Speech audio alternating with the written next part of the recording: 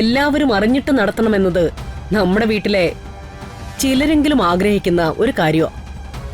അല്ല, അമ്മ കാര്യമൊന്നും പറഞ്ഞില്ല. പറയാം. ഇനിയും ആളുകൾ വരാനുണ്ടല്ലോ.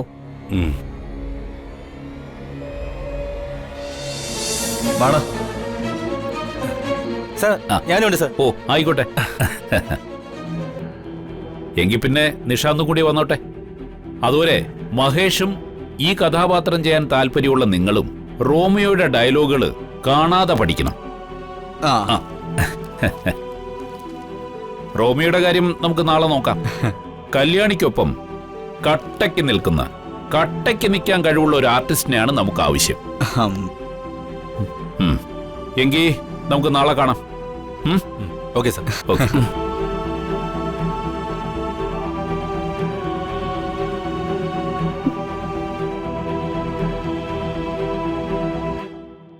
നിശാന്തിന് റോമിയോ കഥാപാത്രം ഇണങ്ങും അല്ല സർ? പിണങ്ങുന്നോ? എന്തിന്? പിണങ്ങുന്നല്ല, ഇണങ്ങും തന്നെ ഞാനും പറഞ്ഞത്. ഓ,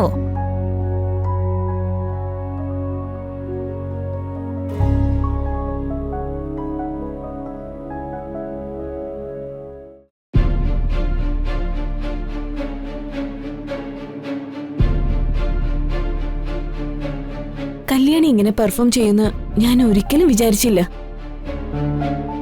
എന്തൊരു പെർഫോമൻസ് ആയിരുന്നു. അവൾ അവതരിപ്പിച്ച പ്രണയം അൾട്ടിമേറ്റ് ആയിരുന്നു. കല്യാണി ജൂലിയറ്റായി നാടകത്തിൽ അഭിനയിച്ച ആ നാടകം തകർക്കും. അവൾ ആ നാടകത്തിൽ അഭിനയിക്കില്ല. അഭിനയിക്കാൻ ഞാൻ സമ്മതിക്കില്ല. അതിന് നിന്റെ സമ്മതം ആർക്ക് വേണം? പിന്നെ നീ കെട്ടാൻ പോന്ന മഹിസാർ ഇപ്പോ കല്യാണിയുടെ ആരാധകനാ. കല്യാണിയെ നിനക്ക് ഒരു കുന്തം ചെയ്യാൻ പറ്റില്ല. അവള് ജൂലിയറ്റായി അഭിനയിക്കുകയും ചെയ്യും, കയ്യടി നേടി കോളേജിലെ ഹീറോയിനായി മാറുകയും ചെയ്യും.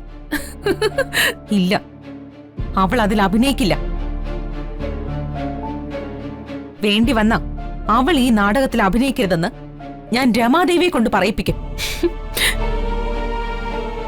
രമാദേവിയുടെ ഔദാര്യം കൊണ്ടും അവരിട്ട് കൊടുക്കുന്ന പിച്ച കാശും കൊണ്ടുവാ ഈ കല്യാണി ജീവിക്കുന്നെ. രമാദേവി വിലക്കാ പിന്നെ അവൾ ഈ നാടകത്തിൽ അഭിനയിക്കില്ല. ഞാൻ പറയുന്നതിനപ്പുറത്തേക്ക് രമാദേവി ഒരു കാര്യം ചെയ്യത്തില്ല. നിങ്ങളെ നോക്കിക്കോ.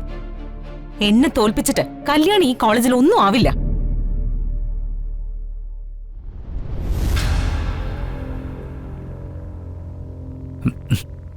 മോളെ, എടുത്തുചാട്ടമൊന്നും വേണ്ട. ഇത് എടുത്തുചാട്ടമല്ല, എന്റെ തീരുമാനമാ. വീട്ടുവേല ചെയ്ത് അന്നം തേടുന്ന ഒരു പെണ്ണിന്റെ മുന്നിൽ ഈ നാട്ടിലെ ആഭ്യന്തരമന്ത്രിയുടെ മകൾ തോറ്റു കൊടുക്കില്ല.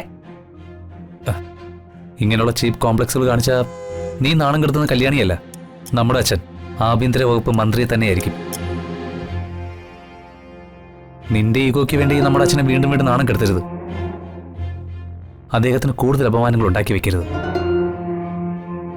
മോളെ, എല്ലാ കാര്യത്തിലും നീ കുറച്ചുകൂടി സംയമനം പാലിച്ച അത് നിനക്ക് തന്നെയാ ഗുണം ചെയ്യുക. അത് മറക്കണ്ട നീ.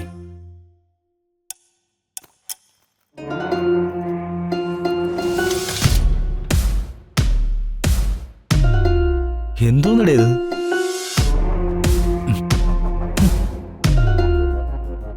ആ ശരി, ഞാൻ വിളിക്കാം. ചന്ദ്രലേഖേ, ചന്ദ്രലേഖേ.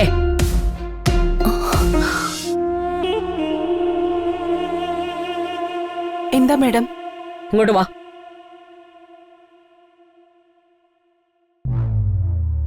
ആ, എല്ലാവരോടും ഹാളിലേക്ക് വരാൻ പറയും. എനിക്ക് ചില കാര്യങ്ങൾ പറയാനുണ്ട്. വേഗം വരാൻ പറയണം. ശരി മേഡം.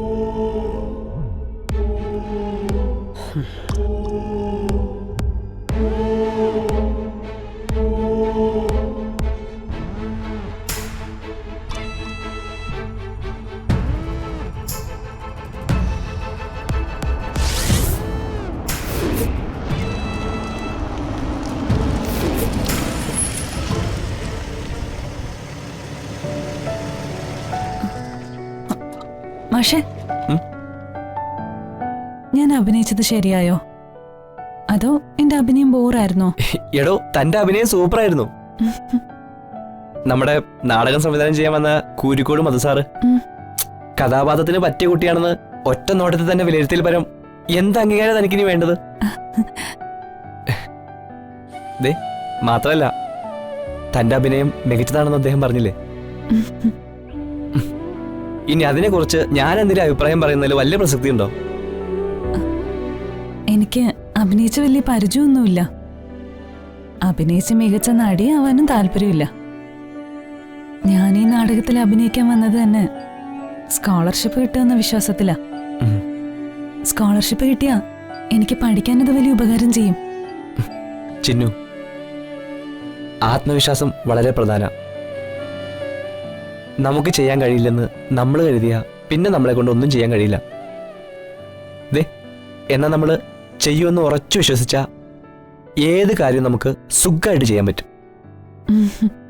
ഈ കൂരിക്കോട് സാറ് പറഞ്ഞത് ശരിയാണെങ്കിൽ അഭിനയത്തിൽ നീ ഒന്നാമതെത്തും. ധൈര്യമായിട്ടിരിക്കെ. ഒരു കാര്യത്തിലും ഒരു ഭയം നിനക്ക് വേണ്ട. ഈ നാടകത്തിൽ നീ വളരെ നന്നായിട്ട് പെർഫോം ചെയ്യുകയും ചെയ്യും, പേരും അംഗീകാരങ്ങളും വാങ്ങുകയും ചെയ്യും. ഇറങ്ങ.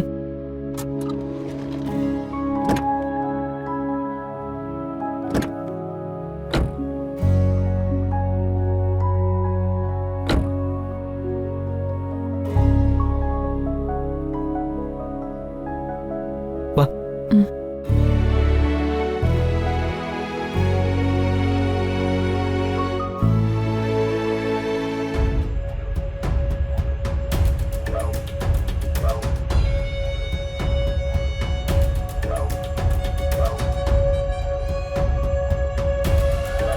കുഞ്ഞോളെ, എന്തിനാ വിളിപ്പിച്ചേ? എന്തോ അത്യാവശ്യ കാര്യം പറയാനാണെന്ന് പറഞ്ഞു. എന്നിട്ടൊന്നും പറയുന്നില്ലല്ലോ. പറയാം. എല്ലാവരും ഒന്ന് വന്നോട്ടെ. ഇതെല്ലാവരും അറിയേണ്ട കാര്യമാ.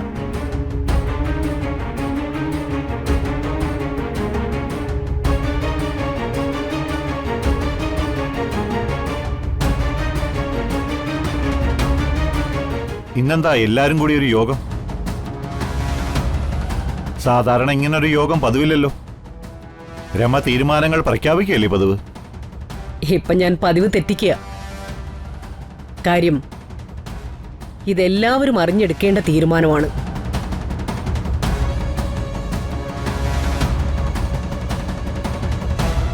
മാത്രമല്ല, എല്ലാവരും അറിഞ്ഞിട്ട് നടത്തണമെന്നത് നമ്മുടെ വീട്ടിലെ ചിലരെങ്കിലും ആഗ്രഹിക്കുന്ന ഒരു കാര്യമാണ്. അല്ല, അമ്മ കാര്യമൊന്നും പറഞ്ഞില്ല. പറയാം.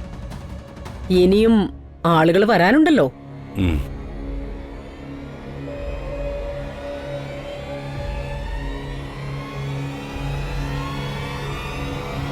ഐശ്വര്യലക്ഷ്മി, അമ്മ എത്ര നേരമായിട്ട് വെയിറ്റ് ചെയ്യുന്നു? ഇത്രയും നാള് ഞാൻ ക്ഷമയോടെ കാത്തിരുന്നില്ലേ? എനിക്ക് വേണ്ടി കുറച്ച് സമയം കാത്തിരിക്കാൻ ആർക്കും വയ്യേ?